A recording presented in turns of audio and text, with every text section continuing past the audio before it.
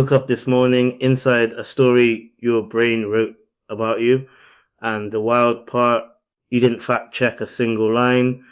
It told you who you are, it told you what people think of you, it told you what you're capable of, what you're bad at, who's winning, who's judging, why that text sounded off, why your past is fixed and your future is running out of time. And you believed it because the voice in your head doesn't sound like a narrator. It sounds exactly like you. But here's the glitch in the system. Your brain is not a truth machine. It's a survival engine with a storytelling addiction. It edits memories. It hallucinates certainty. It confuses repetition with reality. It would rather be consistent than correct. And it will deepfake your entire personality to avoid admitting it was wrong. So this episode is not self-help. This is a cognitive audit, a forensic investigation into the warm, persuasive, emotionally charged misinformation campaign happening behind your eyes. Because once you see the lies, the real ones, the subtle ones, the ones dressed up as intuition and just being realistic, you can't unsee them. And when the narrator loses credibility, you get something back that most people never even realize was stolen from them. Choice. Welcome to the episode where we break the contract between you and the voice that's been freelancing as your identity. This is 100 things your brain is lying about. You remember events exactly as they happened. Your opinions are based on facts, not vibes. Confidence means competence. Everyone is thinking about you. Everyone is thinking about you. Nobody is thinking about you. You're bad at maths. You're good at reading people. Your first impression is accurate. Your gut instinct is mystical. Multitasking exists. You're rational under pressure. You chose freely. Your memories are stored like files. Your trauma is proportional to the event. Time feels the same to everyone. Silence means disapproval. Being busy equals being productive. You know why you feel the way you do. You notice everything important. You'd act differently in hindsight. You're worse than everyone else. You're better than average. You can tell when someone's lying. Strong emotions equal truth. You're terrible at public speaking. Everyone else has it figured out. You peaked already. Your future self will magically be disciplined. Your past self was stupid. You're consistent. You're not influenced by advertising. You're immune to propaganda. You chose your beliefs consciously. Your fear is protecting you. Your anxiety predicts reality. Your happiness depends on achievement. Social rejection equals danger. Your phone is relaxing. You remember names badly. You're bad with faces. You're uniquely broken. Everyone agrees on what normal is. You'd notice manipulation immediately. Your emotions arrive after your thoughts. And you know what you want. Your attention is under your control.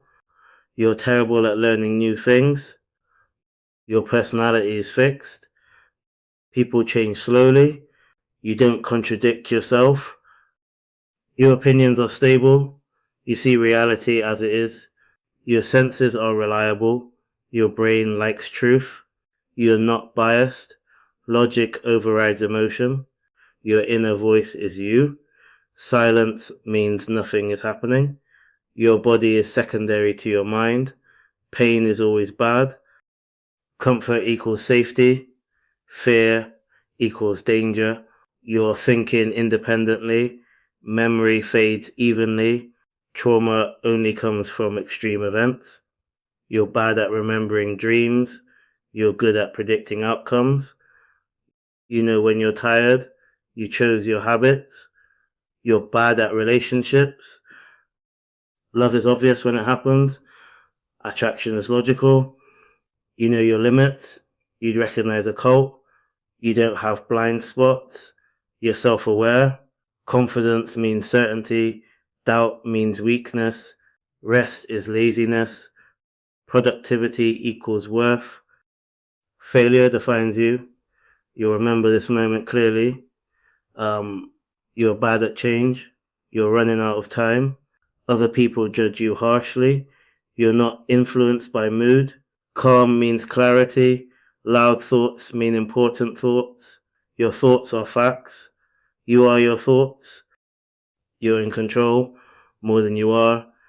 You're out of control more than you are. Your suffering is obvious to others. Your silence is neutral. You need permission to change. Growth should feel comfortable. Certainty equals intelligence. Complexity equals depth. Simplicity equals ignorance. Your brain is on your side. Your brain is a beautiful liar. So if your brain is lying, this is not an insult. This is neuroscience. Your brain is not designed to show you reality. It's designed to keep you alive using the least amount of energy possible, which means speed over accuracy, coherence over truth, identity over evidence. The modern scientific consensus is brutally clear about this. Lisa Feldman Barrett, one of the leading neuroscientists on emotion, demonstrates that your feelings are not reactions to the world. They are predictions. Your brain is constantly guessing what is happening and then generating a body state to match the guess. The long one say, I feel anxious, so something must be wrong. Barrett's work flips it. Your brain predicted danger based on past patterns, constructed the feeling, and then handed you a story to justify it. Emotion is not a report, it's a simulation, which means number 35 on our list, your anxiety predicts reality, is not just wrong, it is neurologically backwards. Let's talk about memory. Because your brain told you your past is a fixed archive, Andor Tulving, Daniel Schachter, and Elizabeth Loftus, the holy trinity of memory research, showed us something unsettling. Memory is not retrieval, it is reconstruction. Every time you remember something, you are editing it. Loftus demonstrated that entirely false memories can be implanted with nothing more than suggestion and confidence, not in weak minds, in everyone. So when your brain tells you that's not how it happened, I remember it clearly, what it means is that is the last version of the story I rewrote. Your past is not stored, it is performed. Now let's expose your sense of being a rational, in control decision maker. Antonio Damasio's work with patients who lost the ability to feel emotion revealed something devastating for the I am purely logical crowd. Without emotion, you cannot make decisions. Not bad decisions, no decisions. They could analyze forever, but they couldn't choose. Which means emotion is not the enemy of reason. Emotion is the engine of reason. So when your brain says, I'm a logical person, what it means is I have emotional preferences. I've learned to narrate in a calm voice. Now enter predictive processing, the current heavyweight model in neuroscience, championed by people like Carl Friston and Andy Clark. This model says your brain is not a camera, it is a prediction machine. You are not seeing the world, you are seeing your brain's best guess of the world, updated slightly by incoming data. Let that land. You are hallucinating reality in a controlled way, which explains why two people can witness the same event and experience different worlds, why expectations change perception, why fear sharpens certain details and deletes others, why confidence feels like truth. Your perception is not passive, it is top down.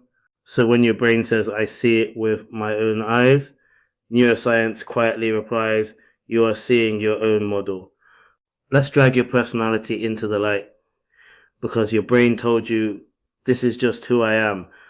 But longitudinal personality research, including the work of Dan McAdams and Brent Roberts, shows that personality is not fixed.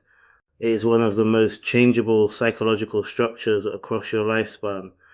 Your traits shift with roles, environments, expectations, and deliberate practice, which means your brain is freezing you in time to maintain identity stability, because a stable identity is metabolically cheaper than updating your self-concept every time you grow.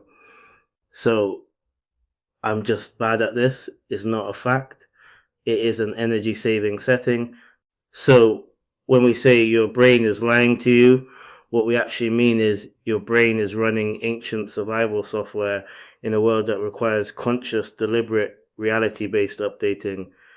And the moment you understand that, you stop treating every thought as a fact, every feeling as a prophecy, every memory as evidence, every limitation as identity. You create space between you and the story. And in that space, according to every major framework from cognitive science to clinical psychology, is where change becomes possible. Your brain is a brilliant storyteller, not an honest witness. The moment you stop confusing its voice for the truth, you stop living inside a prediction and start living inside a choice. So I will end with this. Most people never escape the narration in their own head, not because it's true, but because it's familiar.